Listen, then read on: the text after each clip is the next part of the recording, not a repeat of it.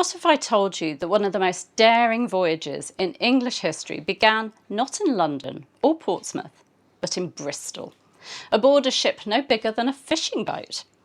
This isn't a tale of Tudor court scandal or royal intrigue. It's a story of ambition, discovery, and the quiet beginnings of England's global expansion.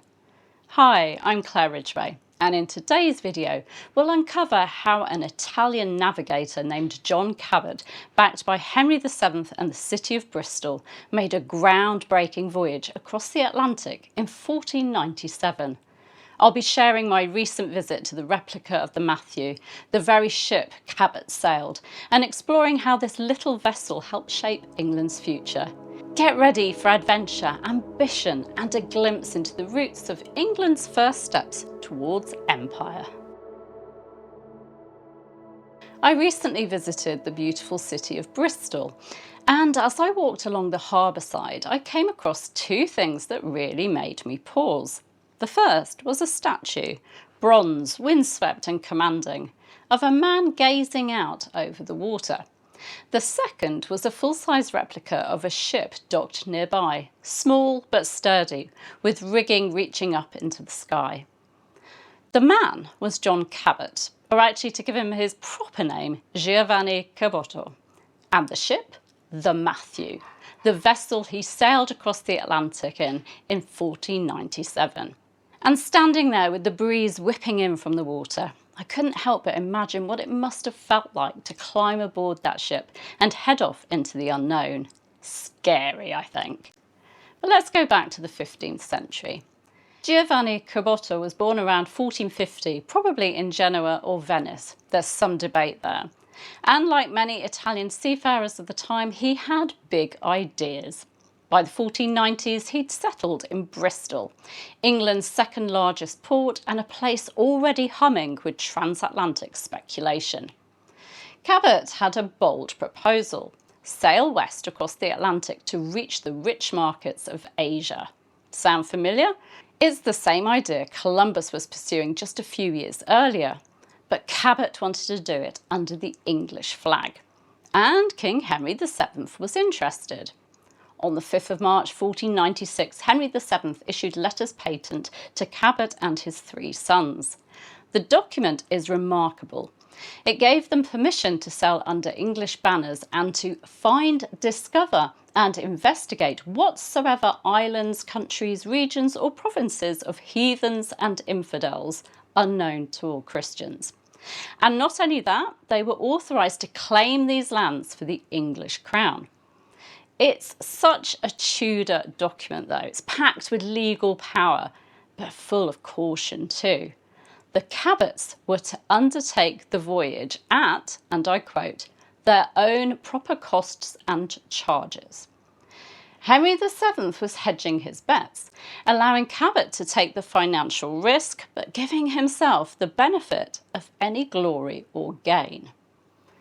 After an unsuccessful first attempt at a voyage in 1496, being forced to turn back due to bad weather and a lack of supplies, Cabot set sail in May 1497 aboard the Matthew, a ship that could carry 50 tons and which had previously served as a commercial goods ship transporting goods between Bristol, Ireland and Biscay. Seeing the replica in Bristol today, I was struck by just how small it is. Not at all like the grand ships we associate with later voyages and the 300 to 400 ton ships that were leaving Bristol's harbour in the 1490s bound for Portugal and Spain. It's hard to imagine crossing the open Atlantic in something so modest. No GPS, no real maps, just courage, a compass and conviction. Nope, I couldn't do it. But Cabot did it. He made landfall somewhere on the coast of North America, perhaps modern-day Newfoundland or Nova Scotia, and named the land Newfoundland. He believed he'd reached the northeast coast of Asia, but what he'd actually done was something even more significant. He'd become the first European to set foot on mainland North America since the Vikings.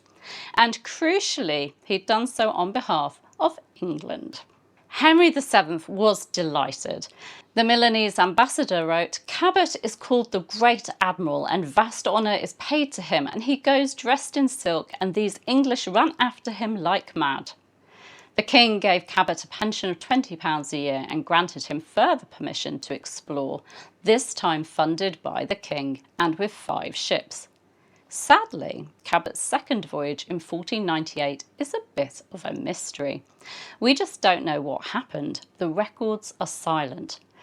The website matthew.co.uk explains that current theories include all the ships and crew being lost at sea, a religious colony being founded at what is now Carbonear in Newfoundland and Labrador. After all, Cabot was accompanied by an Augustinian friar intent on bringing Christianity to the New World.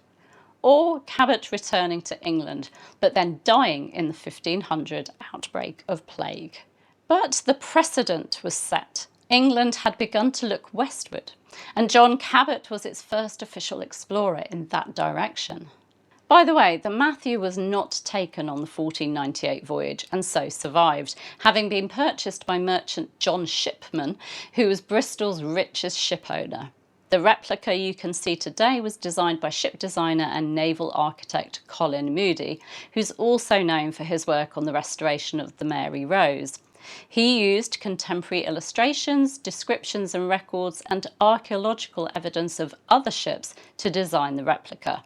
It was built in the mid-1990s for a special voyage in 1997 in celebration of the 500th anniversary of Cabot's historic voyage. It set sail for Newfoundland on the 2nd of May 1997, successfully landing at Bonavista on the 24th of June, where Queen Elizabeth II welcomed it. Seeing the Matthew today, moored peacefully in the harbour, it's easy to forget just how groundbreaking Cabot's voyage was. It wasn't so much about treasure at that point, it was about discovery, trade routes, possibilities, and Bristol played a key role in that chapter of Tudor expansion.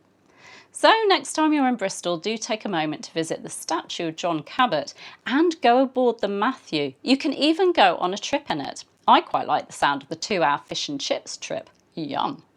You'll not only be walking in the footsteps of a 15th century explorer, or should I say sailing, you'll be connecting with one of the earliest roots of England's global story. You can find out more about the Matthew at matthew.co.uk. Thank you so much for watching, and if you've enjoyed this historical journey, do give the video a like, subscribe to my channel and hit that bell so you never miss a Tudor tale. And I'd love to hear your thoughts. Had you heard of John Cabot before? Or maybe you visited the Matthew too. See you soon. Bye bye.